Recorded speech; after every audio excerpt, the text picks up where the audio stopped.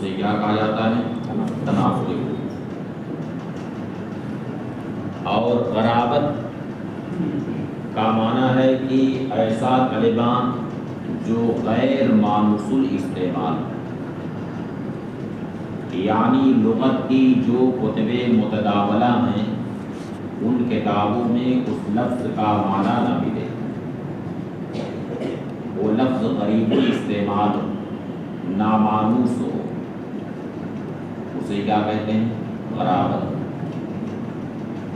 اور مخالفت قیاس کا معنی یہ ہے کہ جو مشہور قانون صرفی کے خلاف،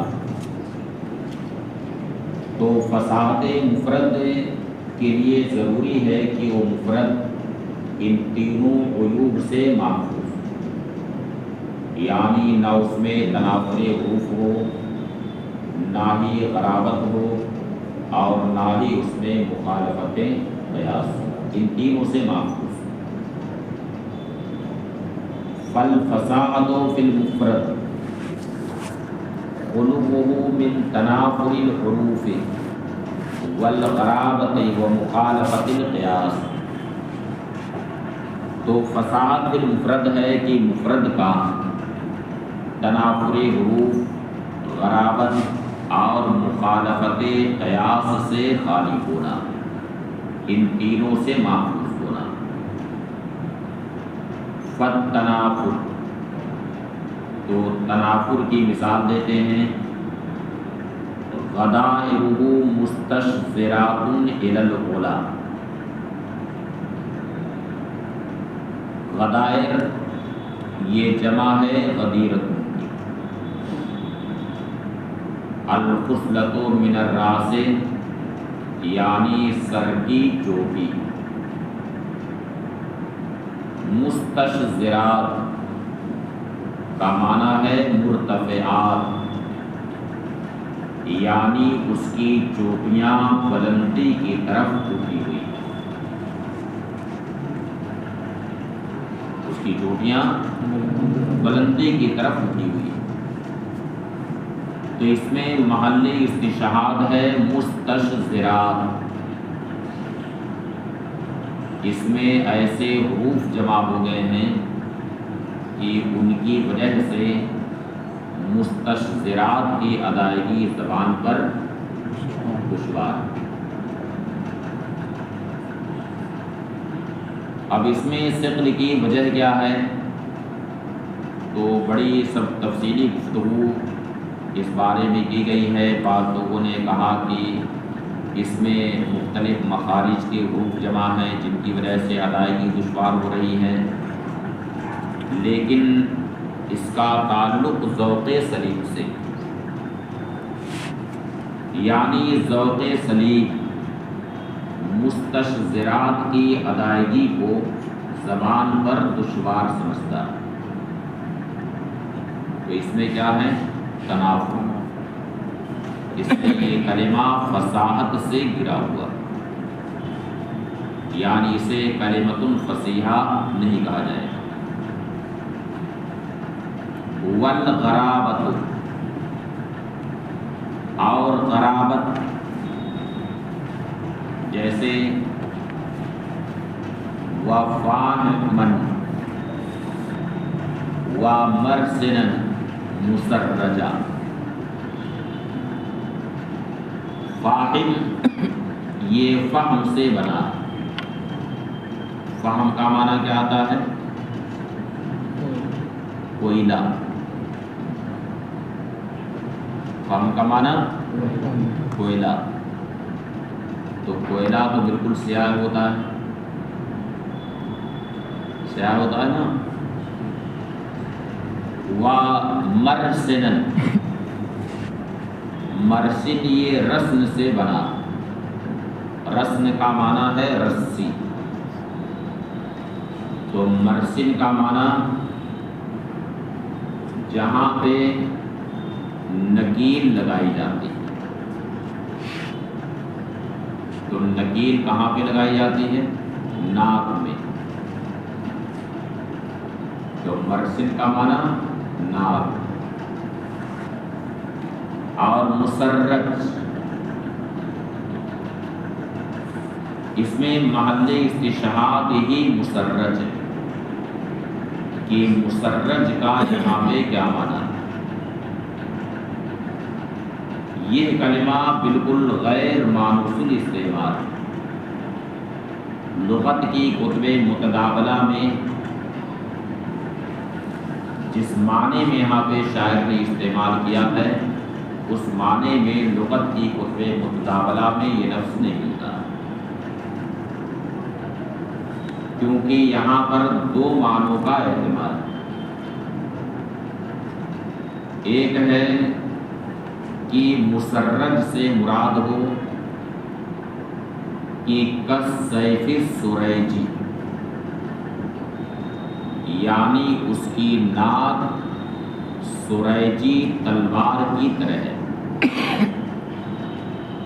سریج ایک لوہار تھا جو تلوار بناتا تھا، تو جو تلوار بناتا تھا اسے کہا جاتا تھا سیف سریجی، یعنی سریجی تلوار، اس کی طرف یہ تلوار منسوب ہوتی تھی۔ تو ایک احتمال تو یہاں پر یہ ہے کہ مراد اس سے یہ ہو کہ اس نے ناک کو تشبیہ دی ہے سیف سریجی سے، یعنی سیف سریجی جیسے باریک ہوتی اور سیدھی ہوتی،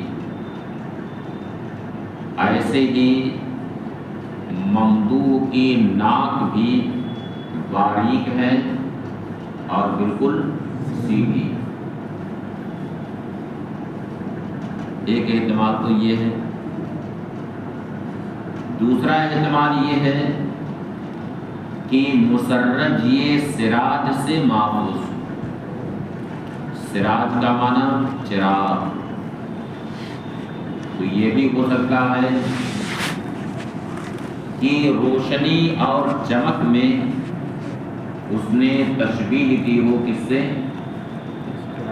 چراغ سے، یعنی جیسے چراغ روشن و منور ہوتا ہے اسی طرح سے اس کی ناک بھی روشن و منور،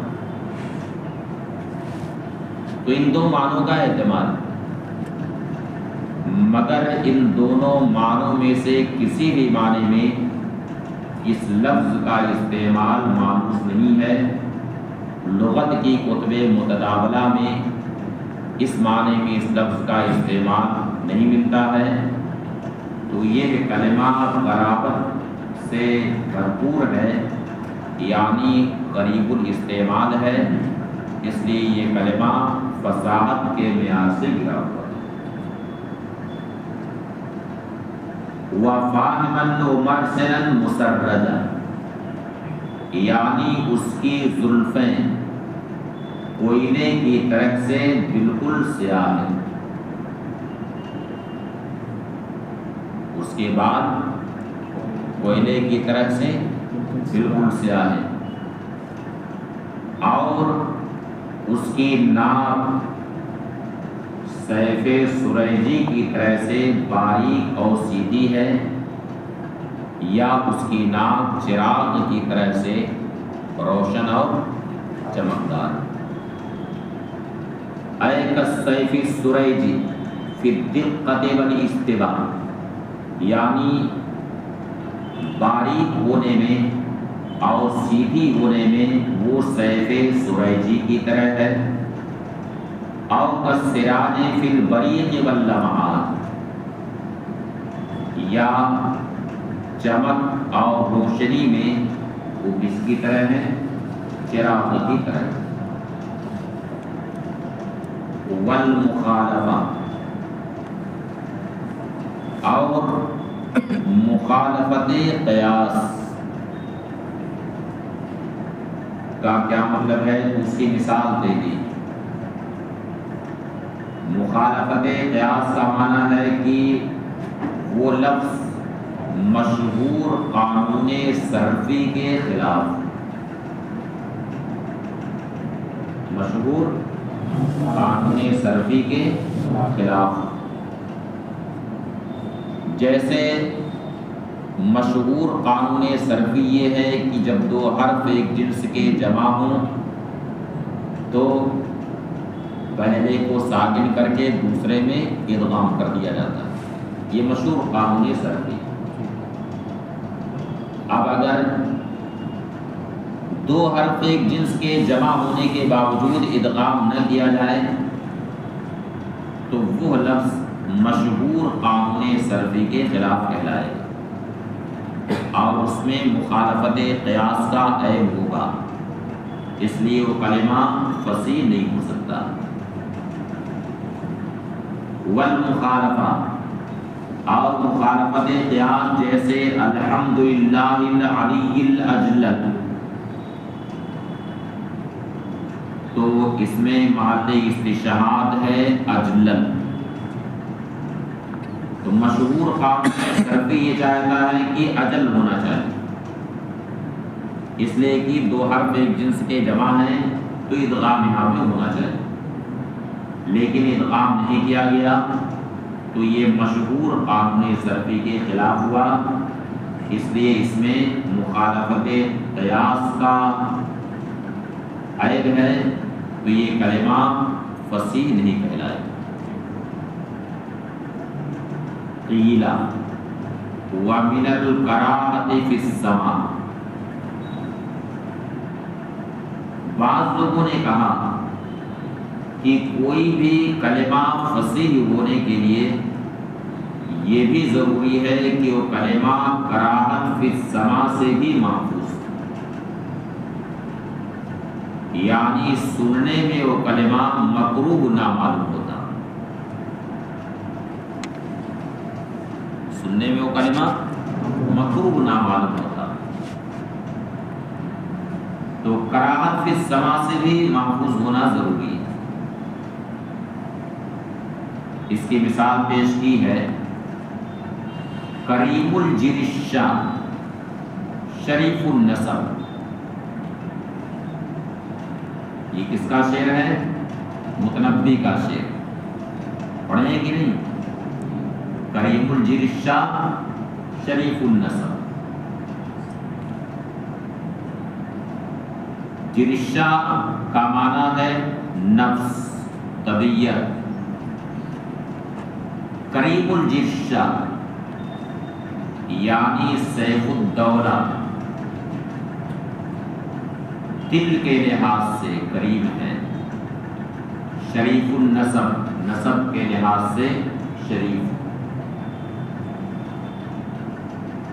تو جن لوگوں کا یہ قول ہے کہ کراہت فی السماع سے ہی محفوظ ہونا چاہیے، انہوں نے کہا کہ جرشہ یہ سننے میں مکروہ معلوم ہوتا ہے. مکروہ لگ رہا ہے کہ نہیں سننے میں؟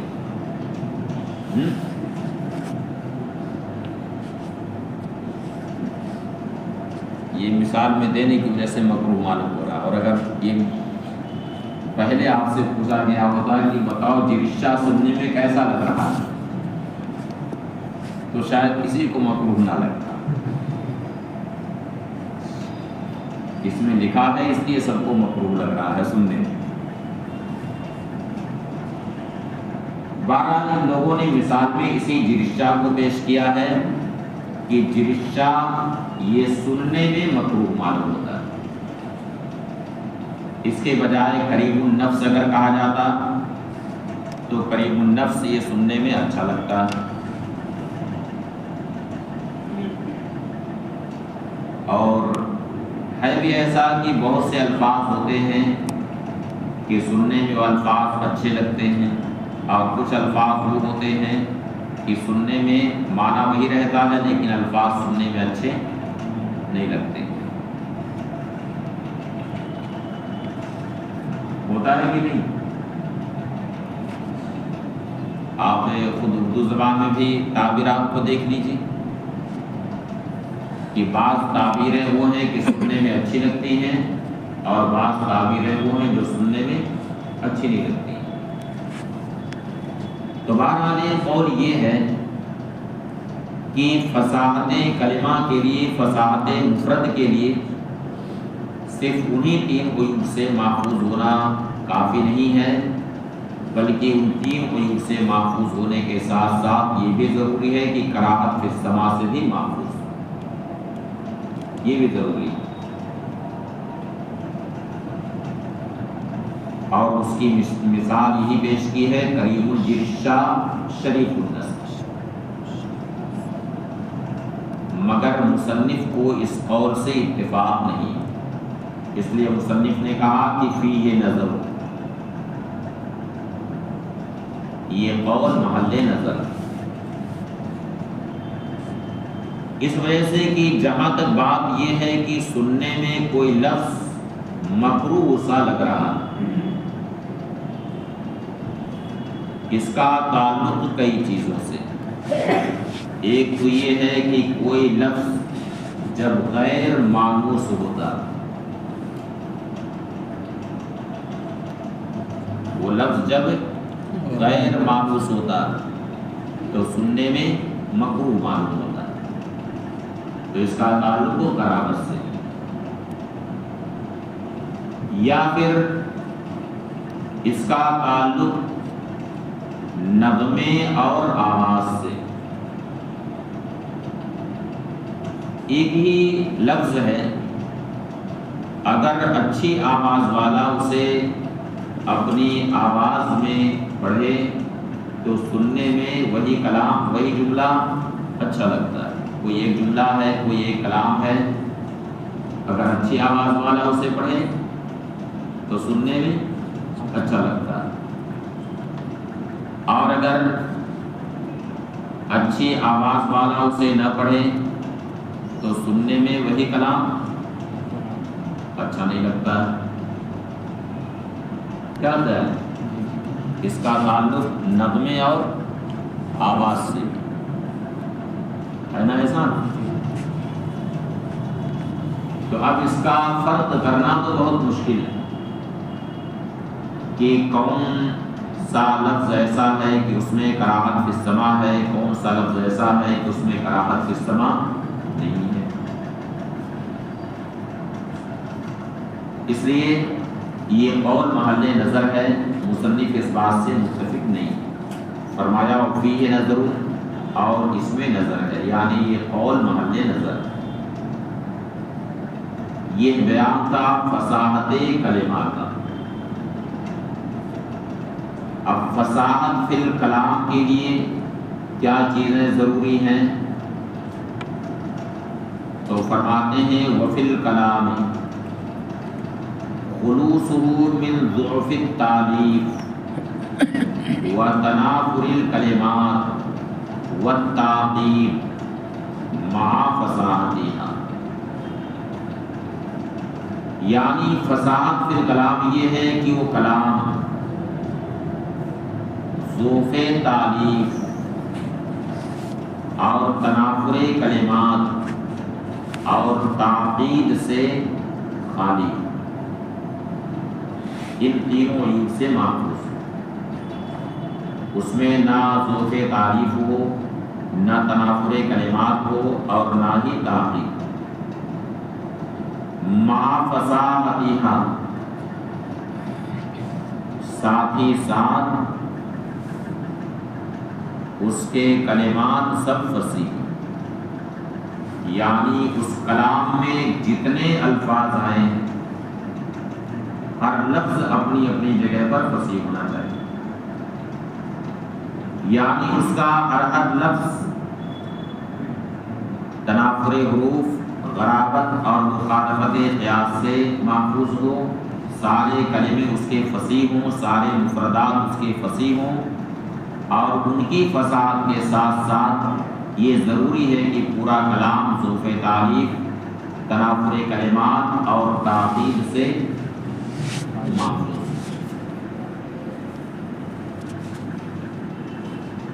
اب ضعف تعریف کا مطلب کیا ہے؟ تو ضعف تعریف یہ ہے کہ وہ کلام مشہور قانون صرفی کے خلاف، کلام یہ مشہور قانون نحوی کے خلاف، جیسے علم نحو کا مشہور قانون ہے کہ اضمار قبل الذکر جائز نہیں، یعنی مرجع سے پہلے اس کی ضمیر لانا جائز نہیں، یہ علم نحو کا مشہور قانون۔ اضمار قبل الذکر یعنی مرجع کے ذکر سے پہلے اس کی ضمیر لانا جائز نہیں۔ اب اگر کوئی کلام ایسا جس میں مرجع سے پہلے اس کی ضمیر لائی جائے تو پھر وہ کلام ظروف تعریف سے پر ہوگا اور وہ کلام فصیح نہیں ہو سکتا، اگرچہ اس کے سارے کلمات اپنی اپنی جگہ پر فصیح۔ فالظروف تو ظروف تعریف جیسے ضربا غلامہ زیدن، تو غلامہ میں ضمیر زید کی طرف لوٹ رہی، جبکہ زید کا ذکر پہلے نہ تو لفظاً آیا ہے نہ ہی حکماً آیا، کیونکہ زیدن یہاں پر مفعول بہ واقع ہے، تو اس کا ذکر ضمیر سے پہلے نہ تو لفظاً ہوا اور نہ ہی معنی ہوا، اس وجہ سے ضربا غلامہ زیدن یہ کلام فصیح نہیں ہو سکتا، اگرچہ اس کے کلمے سب فصیح ہیں مگر خود یہ کلام فصیح نہیں ہو سکتا۔ والتنافر، تنافر کی دو قسمیں ہیں، تنافر حروف اور تنافر کلمات۔ تو کلمہ فصیح ہونے کے لیے تو ضروری تھا کہ تنافر حروف سے وہ کلام محفوظ۔ تنافر حروف کا مطلب ہے کہ ایسے حروف وہاں پر اکٹھا ہو جائیں جن کی وجہ سے اس کلمے کی ادائیگی زبان پر دشوار ہو، مگر تنافر کلمات کا مطلب ہے کہ ایسے کلمے وہاں پر اکٹھا ہو جائیں ان کلمات کے اکٹھا ہونے کی وجہ سے اس کلام کی ادائیگی زبان پر دشوار کا قولی، جیسے کہ شاعر کا یہ قول لیسا قربا قبر حرب قبر، قبر حرب بمکان خفر،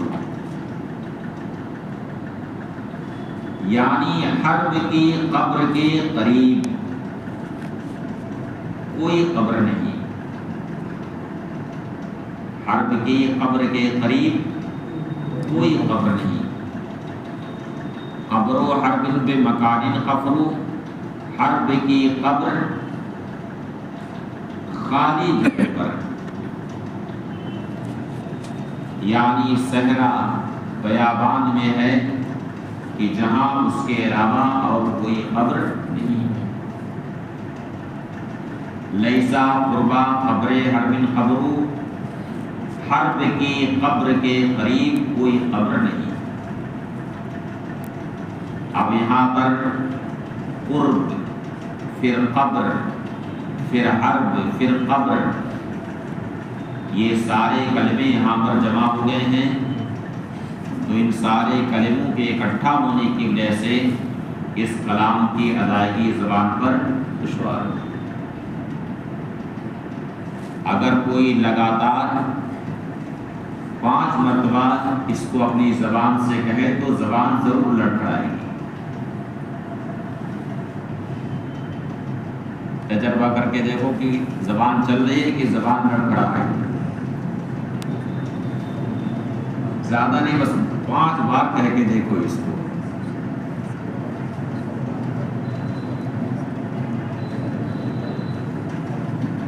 یعنی زبان نہیں چلے گی جب تک یہ آدمی سوال کر کے نہ کہے، زبان نہیں چلے گی۔